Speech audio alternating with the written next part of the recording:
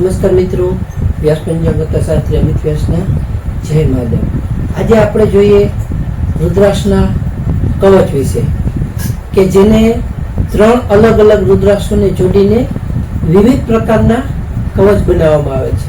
ખાસ કરીને આ કવચને આમ જોઈએ તો સંપૂર્ણ શ્રદ્ધા, ભક્તિ અને આદર સાથે જો પહેરવામાં આવે તો આપણી કોઈ પણ ઈચ્છા હોય એ સારી એવી રીતે પૂર્ણ થઈ શકે છે.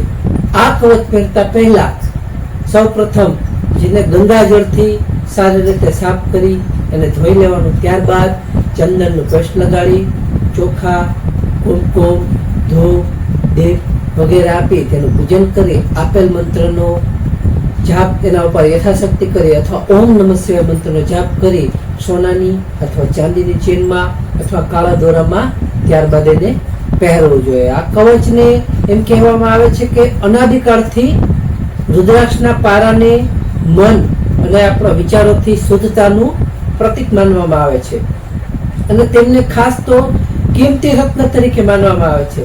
તે માનવ સમસ્યાઓનો અંતિમ ઉકેલ પણ માનવામાં આવે છે. જે રુદ્રાક્ષ છે, રુદ્રાક્ષના પારા સ્વભાવે તો ગરમ હોય છે અને આપણા માણસના શરીરમાં આસપાસ ઉષ્મા ગતિશીલતા એટલે કે ઇલેક્ટ્રોમેગ્નેટિક સ્પંદનોનું ઉત્પન્ન કરે છે.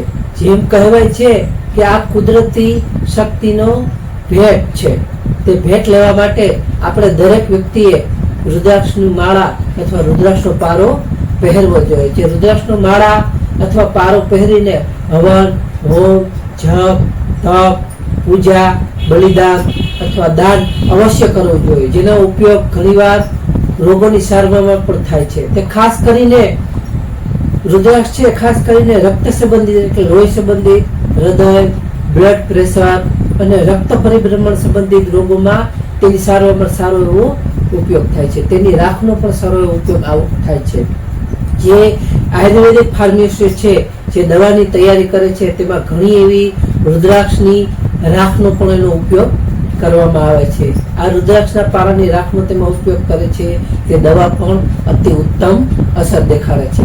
જે આ રુદ્રાક્ષનો પારો અથવા માળા પહેરવાથી આપણા શરીરમાં રહેલ સંચિત ઝેરી તત્વોને દૂર કરવા અને વધારાની ગરમીને દૂર કરવા પણ સારી એવી મદદ કરે છે. તો ખાસ નોંધ કે આગળ નેક્સ્ટ વિડીયોમાં આપણે જોઈએ કે અલગ અલગ રુદ્રાક્ષના કવચ વિશે. તો નમસ્કાર મિત્રો, આ વિડીયો લાઈક કરો, શેર કરો અને સબસ્ક્રાઈબ કરો.